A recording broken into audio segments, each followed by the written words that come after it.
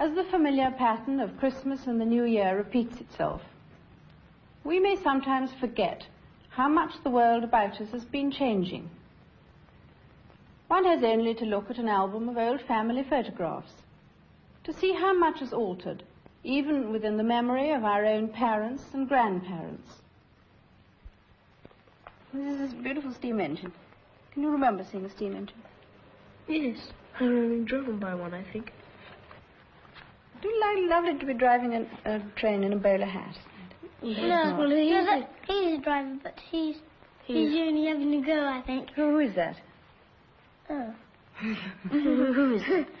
Do you know? Yes, I do. Who? Well, look. It's the same person that we've been talking about. Oh, I see. It's my grandfather, King Yeah. George V, and this was in 1924. See? Many of you who are watching are able, like me, to enjoy this Christmas with your families, and your children can enjoy the day as all children should. But tragically, there are many millions of others for whom this cannot be the same. Our thoughts and prayers should be for them. Our children will be living in a world which our work and deeds have shaped for them. Just looking at those photographs reminds us of some of the changes that have taken place in the last few generations, and makes me wonder what changes there may be in the future.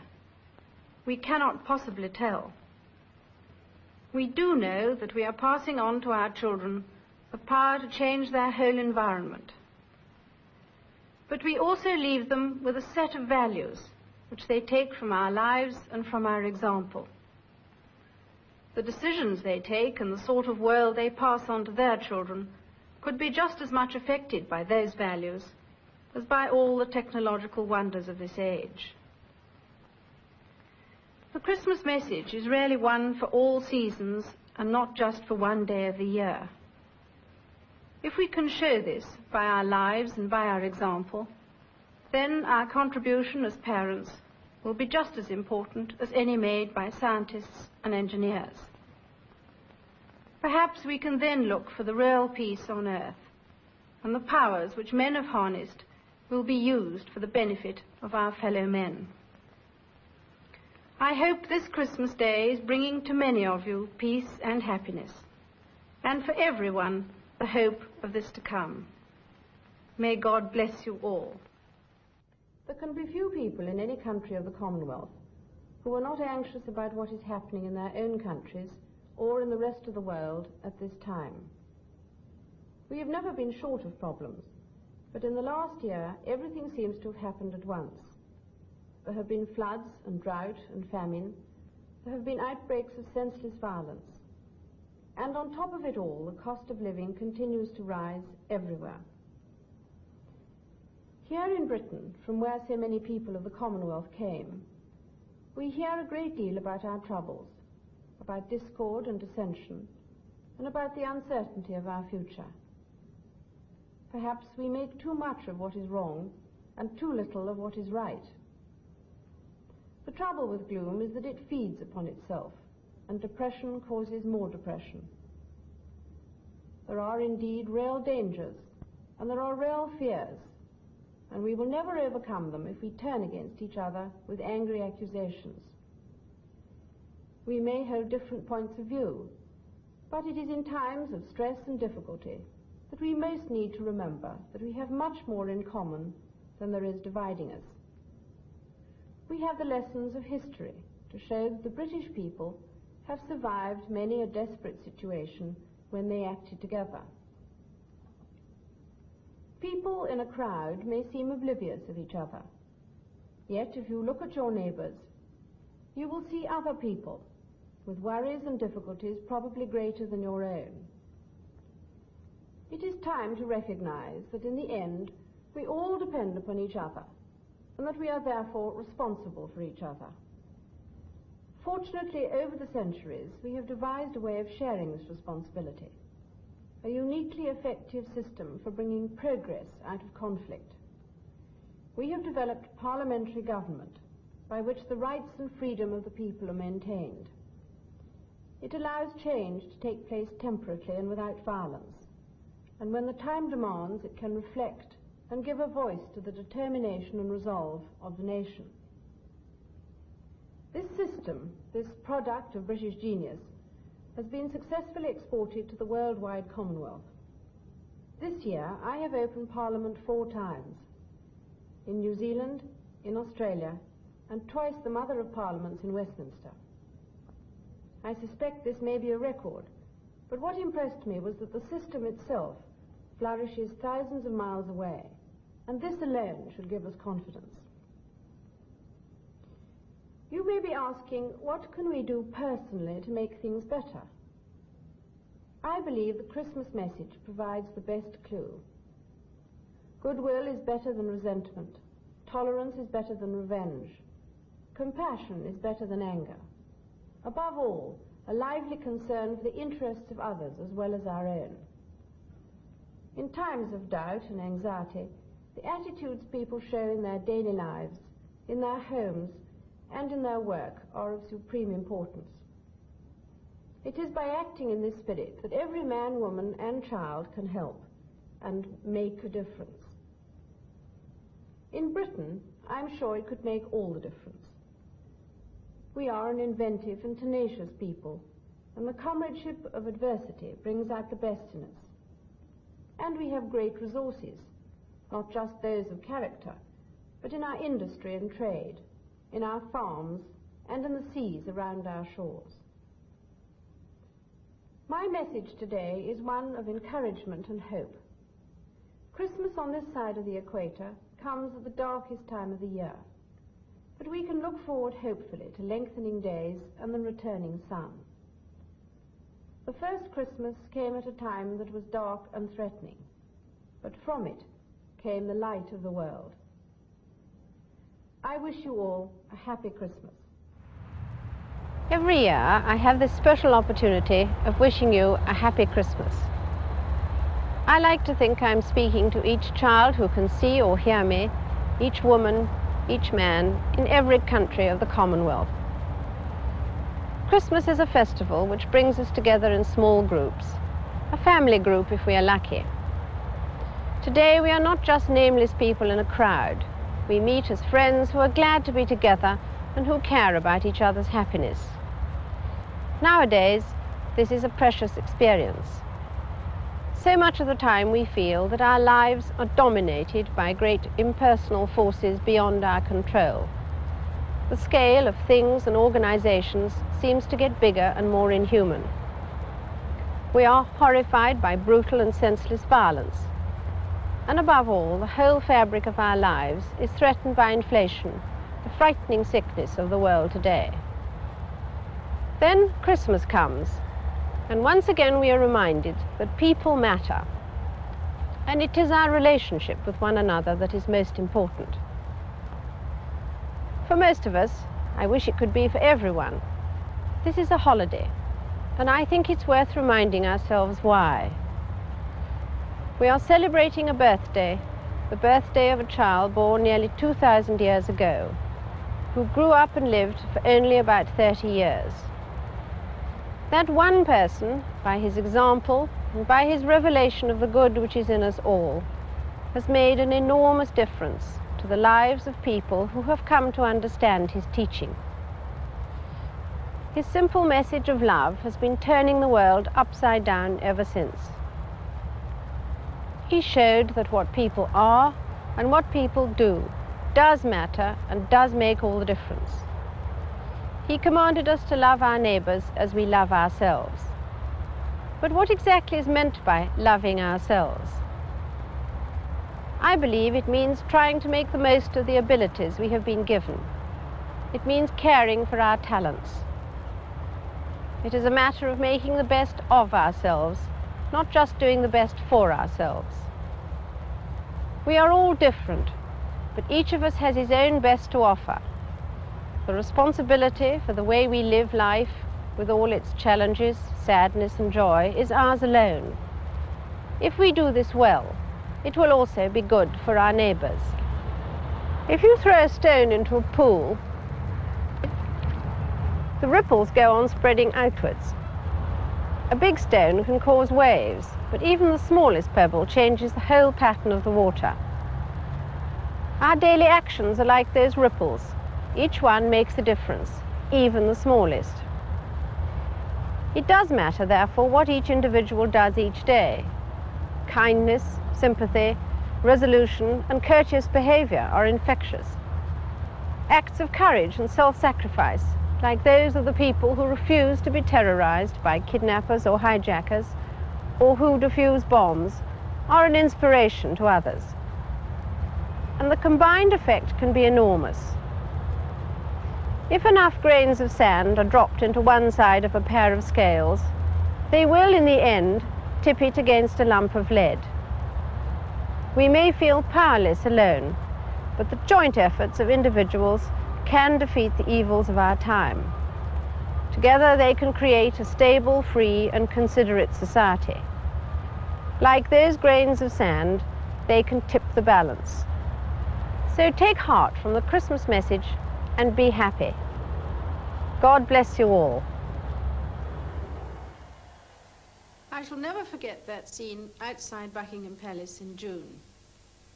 It was symbolic of the crowds of cheerful people who greeted us wherever we went in this Jubilee year, in 12 Commonwealth countries and 36 counties in the United Kingdom.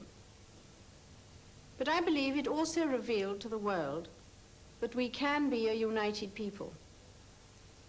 It showed that all the artificial barriers which divide man from man and family from family can be broken down. The street parties and village fetes, the presents, the flowers from the children, the mile upon mile of decorated streets and houses. These things suggest that the real value and pleasure of the celebration was that we all shared in it together. Last Christmas, I said that my wish for 1977 was that it should be a year of reconciliation. You've shown by the way in which you have celebrated the Jubilee that this was not an impossible dream. Thank you all for your response. Nowhere is reconciliation more desperately needed than in Northern Ireland. That is why I was particularly pleased to go there. No one dared to promise an early end to the Troubles, but there's no doubt that people of goodwill in Northern Ireland were greatly heartened by the chance they had to share the celebrations with the rest of the nation and Commonwealth. Many people in all parts of the world have demonstrated this goodwill in a practical way by giving to the Silver Jubilee appeal. The results of their kindness will be appreciated by young people and by those they're able to help for many years to come. The great resurgence of community spirit which has marked the celebrations has shown the value of the Christian ideal of loving our neighbours. If we can keep this spirit alive, life will become better for all of us. The Jubilee celebrations in London started with a service of thanksgiving in St. Paul's Cathedral. To me, this was a thanksgiving for all the good things for which our Commonwealth stands, the comradeship and cooperation it inspires, and the friendship and tolerance it encourages. These are the qualities needed by all mankind. The evening before the service, I lit one small flame at Windsor, and a chain of bonfires spread throughout Britain and on across the world to New Zealand and Australia. My hope this Christmas is that the Christian spirit of reconciliation may burn as strongly in our hearts during the coming year. God bless you, and a very happy Christmas to you all. Every 2 years, the heads of government of the Commonwealth countries meet together to discuss matters of mutual interest. This year they met in Africa, and once again the meeting demonstrated the great value of personal contact and the desire of all the leaders to settle their differences in the friendly spirit of a family gathering. All 39 full members of the Commonwealth were represented there. And, as is usual on these occasions, I entertained them on the first evening. We've had a very interesting time here. As you know, we've been here for 2 or 3 days before you all arrived. You've had a very busy day, haven't you? Very busy, well? But I think very good. So far. So far, so good. You're still all on speaking terms, are you? We have met again and again and found that the previous things we talked about so bad weren't ultimately so bad. I'm afraid we are overworking Her Majesty. No, I'm enjoying myself. We were talking today, the Prime Minister having been to visit Mauritius. Yes, yes. He said that he thought he'd given you quite a busy time travelling around the country. I'm so sorry to Her Majesty. I think I tired you out a bit. I didn't tire you out. No, I'm quite sure. At the end of the day, he was still sparkling and I was a little bit... But you see... But Mrs. Woolton liked her visit. But you see, you're the same generation as my mother. And there's something extraordinary about this generation. Yes. See, my mother is the same... I think she's about the same age as you. Yes. And there's no stopping them. Absolutely. One of the main objectives of heads of government is to make the world a better place for the next generation. This year is the International Year of the Child, and the Commonwealth has always stressed the importance of our young people. So when we were in Africa, we arranged to meet some of them. All right. See if I can get it right where you all come from. Mauritius? Malawi? Zambia? Lesotho, sorry. England. Zambia. Guyana, Zambia, Tanzania, Ghana, Jamaica, Canada, and India. All right? What language do you speak at home? I speak Gujarati at home. Yeah? Sometimes I speak English because I don't know a lot of Gujarati. Are you better in English than Gujarati? Was your father born in Kenya, or did he come from India? He was born in Kenya. But you're from Mauritius, and you're going to be an air hostess for Air Mauritius? Yes. I see. I must fly with it sometime. See you in the future. What are you going to do? I'll be an artist. An artist? Yes. What sort of artist? Sculptor or a painter or what? Painter. Painter. And you, sir, what are you going to do when you finish? I'm a pilot. You're going to be a pilot? Yes. I see, just like me. I see. What are you going to fly? Helicopters or aeroplanes? Helicopters. Helicopters? Yes. And what are you going to do when you leave school? I'll be a nurse. A nurse? Yes. Oh, I thought you said a nun earlier on. No. I see. What are you going to do? I'm going to be a doctor. A doctor? And Nicola, you're going to be a nurse? Yes. I see. Where? In England. In England? I see. Malawi used to be called Nyasaland. Nyasaland. Yeah, and you know why? I discovered that when we were there the other day. Because when the people there were asked what the lake was, you know, that big lake, Yeah. they said that's Nyasa, meaning that's the lake. Oh, in And their of course language it means lake. That's right. So the British thought that was what it was called Nyasa, see? So it's not, so they changed it back to Malawi after that. Got its name from Zambia's river. Which? Zambia got its name from Zambia's Zambezi, river. that's right, yeah. And Tanzania used to be Tanganyika Yeah. and Zanzibar, and then they put the two together and called it Tanzania. But before Zambia was independent, it was known as Northern Rhodesia, isn't it? This was Northern Rhodesia, that's right, yes. And what is now Zimbabwe Rhodesia was Southern Rhodesia. Yeah, Southern Rhodesia. Yeah. And then Botswana used to be called Bechuanaland. That's right. Later in the year, I visited a school in London. And since it is children who make the family, I found it interesting to hear what some of the younger generation thought about the family of Commonwealth nations.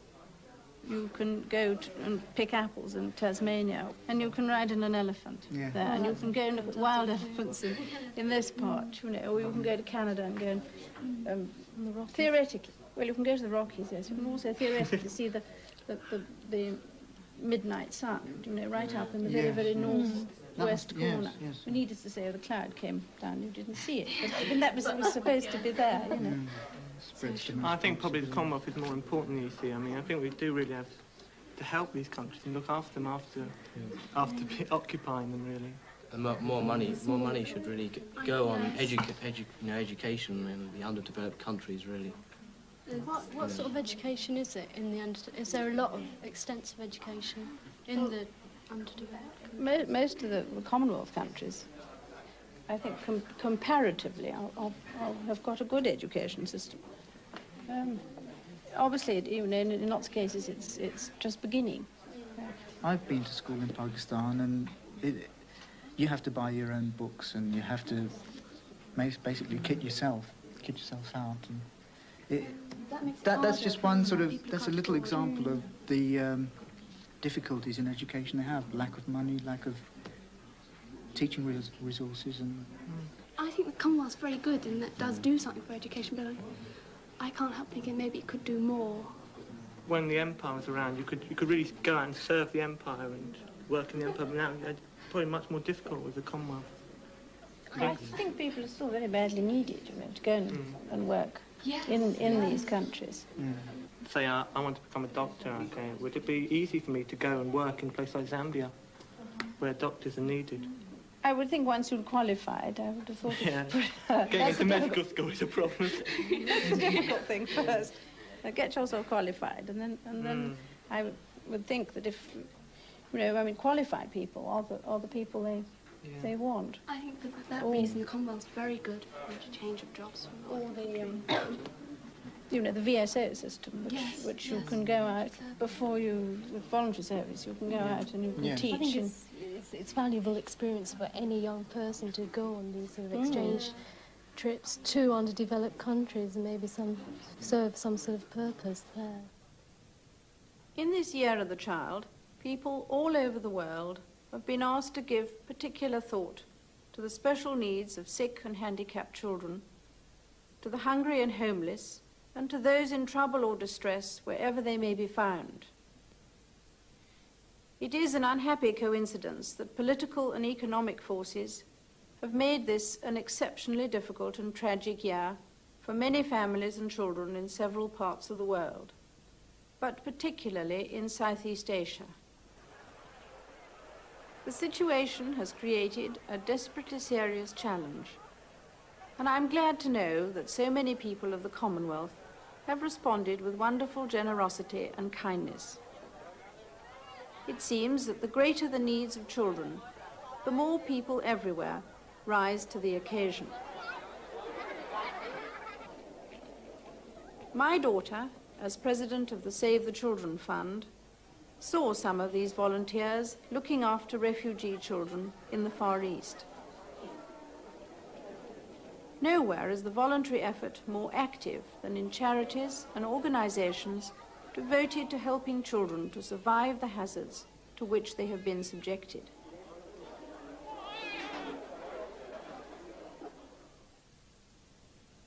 The Year of the Child has emphasized the value of this work. But we mustn't forget that every generation has to face the problems of childhood and the stresses of growing up, and in due course the responsibilities of parents and adults. If they're handicapped in themselves, or by their family or community, their problems are all the more difficult. Children are born with a mixed package of emotions, talents, and handicaps, but without knowledge or experience. As they grow up, they have to learn to live with their parents and families, and they have to adjust to school, including the discovery of leisure activities and learning to handle their relationships with their contemporaries and with strangers. Schools, charities, and voluntary organizations and institutions can do a great deal to help, and I have admired their work in many parts of the world. But in the end, each one of us has a primary and personal responsibility for our own children, for children entrusted to our care, and for all the children in our own communities. There was no better illustration of adult involvement with young people than the scenes at the Great Fair in Hyde Park in May of this year. 80,000 children were there.